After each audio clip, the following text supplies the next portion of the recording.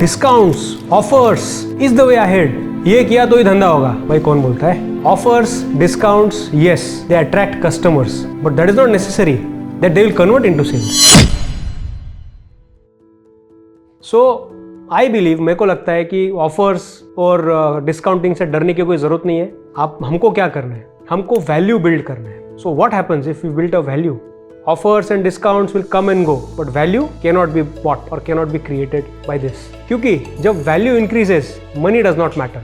Let's take a few examples.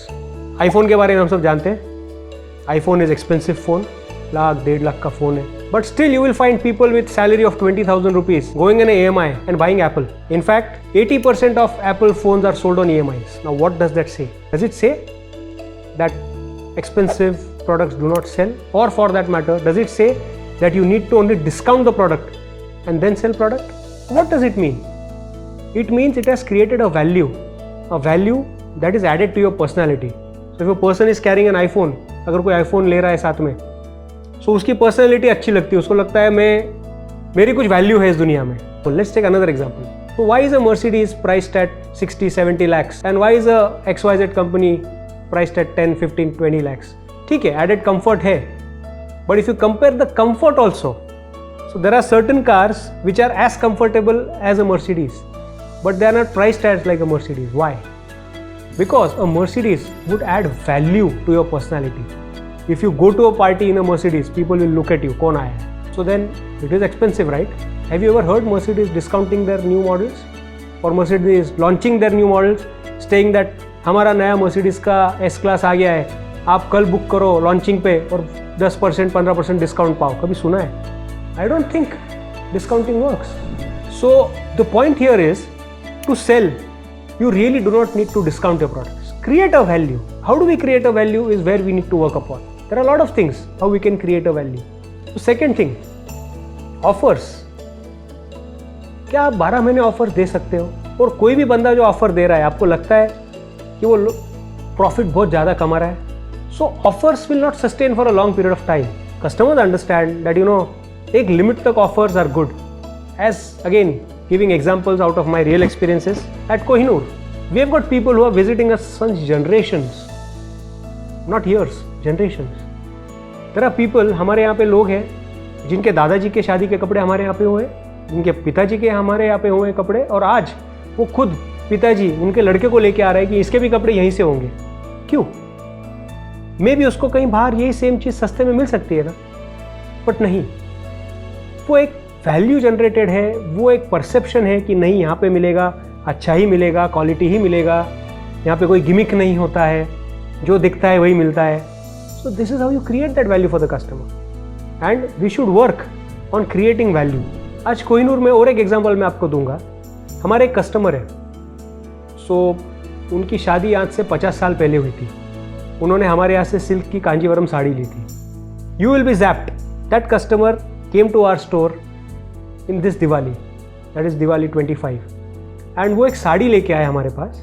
Very prides के साथ में, वेरी प्राउडली हमारे पास साड़ी लेके आए और बोले ये साड़ी है, ये मेरी दादी जी की है जो उन्होंने साड़ी शादी में पहनी थी, आज भी वैसी ही है. और उस लड़के की इच्छा थी कि ये साड़ी उसकी होने वाली बीवी कोई फंक्शन में पहन ले, और वो वेरेबल कंडीशन में थी. This is what it is. और they had used that sari in numerous occasions at their house.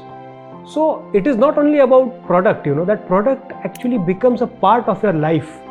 One of the most beautiful occasions of your life for us was that our product was there with that family for generations, and every beautiful occasion or important occasion they thought, "Nahi, we'll wear this." So there is a lot of attachment. You cannot buy this. Can you buy a 50-year-old sari? You can buy a 25-year-old whiskey bottle. Can you buy a sari? Vintage. So this is gold.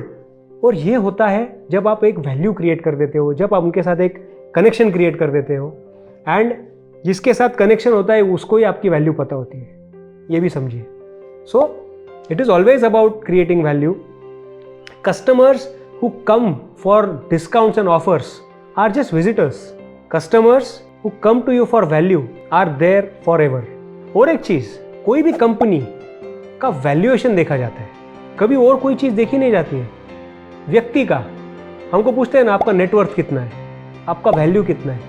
आप जब bank में loan लेने के लिए जाते हो तो आपका वैल्यूएशन निकाला जाता है कि भाई इस आदमी का वैल्यूएशन इतना है, इसको इतना लोन दे सकते हैं। So ultimately valuation is the thing that is going to matter the most. And और एक हमको ऐसा लगता है कि offers and discounts will get us more sales. Yes, it will get you more sales, but will it get you profits? How does the business run? On profits or discounts?